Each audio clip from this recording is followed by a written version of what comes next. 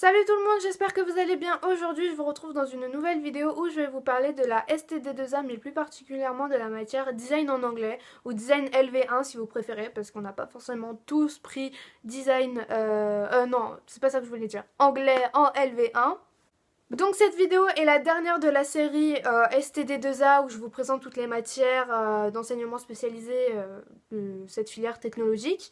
Donc comme pour les autres vidéos, je vous présente la matière et ensuite je vous présente les projets qu'on a réalisés pendant notre année de première avec ma classe.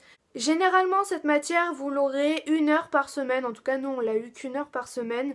À quoi elle sert? Tout simplement parce que en terminale, quand vous ferez votre projet 75 heures, vous aurez un oral en français avec vos profs, un oral en français avec des profs qui viennent de l'extérieur et un oral en anglais avec vos profs aussi normalement, je ne sais plus. Donc voilà, cette matière consiste à retranscrire en fait tout le vocabulaire de design en anglais pour pouvoir expliquer vos projets, etc. Donc un petit peu sur le même concept de la démarche créative. Dans cette matière, on a fait des projets, donc on a travaillé sur 2 thèmes, mais c'est pas des thèmes comme le design produit ou le design d'espace, c'est plus des thèmes comme le détournement ou l'hybridation par exemple. C'est plus des notions que des thèmes. Donc là je vais vous présenter le premier thème qu'on a abordé qui était la diversion avec comme objet, comme outil, le fil. Donc on a d'abord fait une longue liste de vocabulaire. Donc on a tout, genre le fil de laine, la fibre de verre, la ficelle, la corde, etc. On a aussi tous les métiers comme la tapisserie, le tricot, le crochet. On a aussi la dentelle, le coton, la laine.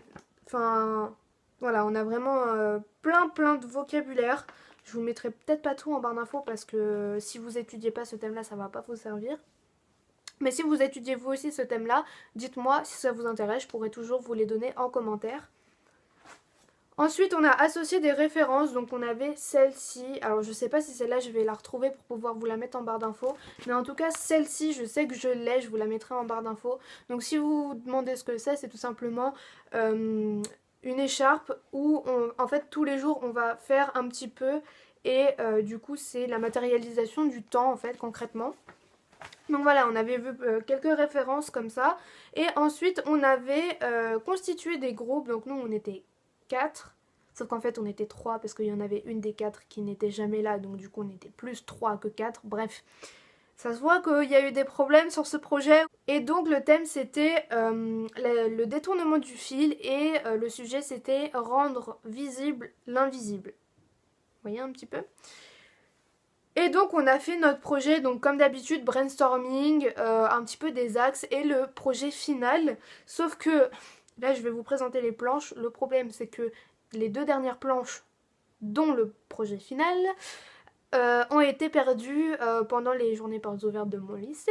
Donc comment vous dire que je suis super contente parce que je me suis tapé toutes les planches à faire de A à Z. Et que je me suis vraiment beaucoup fait chier pour le faire. Et quand on m'a dit ah mais non mais on les retrouve pas. Amy reste calme. Genre clairement il a fallu que je médite très longtemps pour ne pas faire de scandale. Parce que j'ai été vraiment énervée. On a eu beaucoup de problèmes avec ce projet en fait. Pas en ce qui concerne le projet en lui-même, mais en ce qui concerne le relationnel, on va dire, on perd mes planches, je m'engueule avec une fille de mon groupe, rien n'allait dans ce projet, donc bon, je vais quand même vous présenter les planches parce que depuis le temps que j'en parle quand même, ça serait bien de vous les montrer. Donc voici notre brainstorming, donc là vous avez le sujet de notre brainstorming, et nous ce qu'on avait choisi en fait c'était de faire un éventail où chaque partie de l'éventail c'était un type de fil différent et qui pouvait servir par exemple pour les psychologues qui gèrent dans des prisons ou dans des hôpitaux pas psychiatriques mais voilà, et qui disent en gros dans un domaine médical, voilà, et que la personne dise bah moi aujourd'hui je suis comme ça, donc par exemple aujourd'hui je suis comme ça, donc je préfère ce côté là de l'éventail. Donc le tissu était neutre, donc il est normal, et la couleur jaune c'est la couleur de la joie, donc il est bien, il est content, il est normal. Ça pouvait servir à faire une évaluation un petit peu mentale des personnes, peut-être pour aider les psychologues, parce que les différents tissus, les différentes couleurs ont différentes significations, les différentes formes aussi, et ce qui pouvait attirer les patients atteints de je ne sais quel trouble, machin, pouvait potentiellement aider les médecins à les comprendre, à communiquer avec eux. Bref, c'était un concept assez compliqué à expliquer. En plus, vous voyez, j'ai du mal à le dire en français, alors imaginez en anglais. Donc voilà, ça c'était par exemple 3 parties. Donc on avait de la laine rouge comme ça.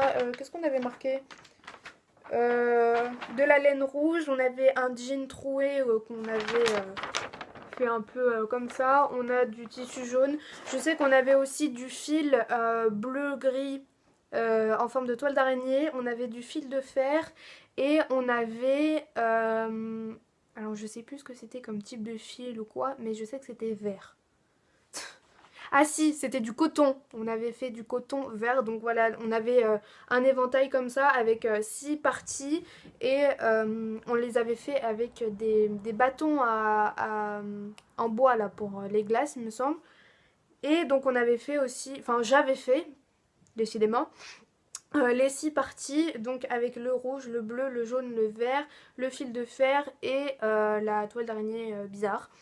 Donc voilà notre projet assez ambitieux. C'est l'une des raisons pour lesquelles on a eu des problèmes au cours de ce projet. Bref, je ne vais pas vous raconter ma vie, mais sachez que ça a été très long et très compliqué.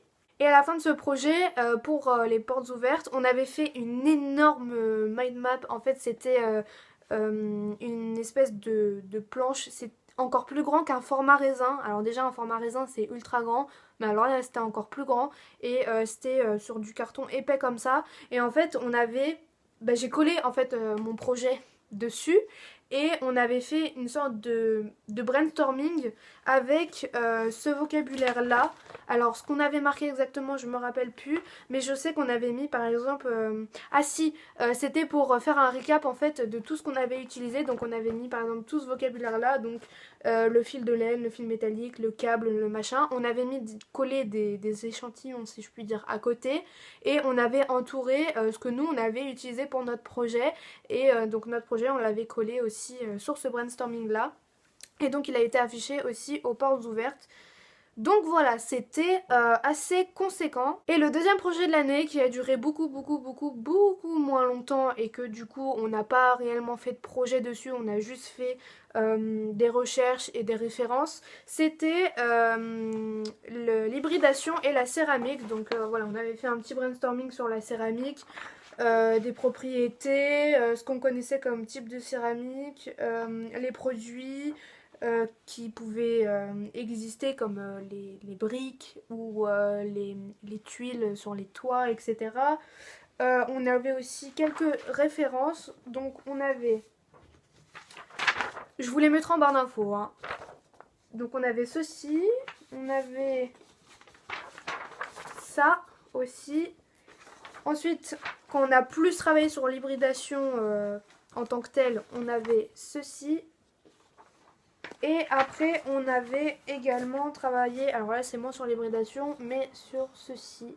Donc toutes les références seront en barre d'infos si elles vous intéressent, parce que si je commence à vous les expliquer, déjà je me rappelle même plus de ce qu'on avait dit. Je me souviens juste que j'avais fait un très long DM où j'expliquais tout les processus de céramique, je sais pas quoi, bref, les différents types de céramique avec les différents points de fusion, les différentes techniques de mise en forme, etc.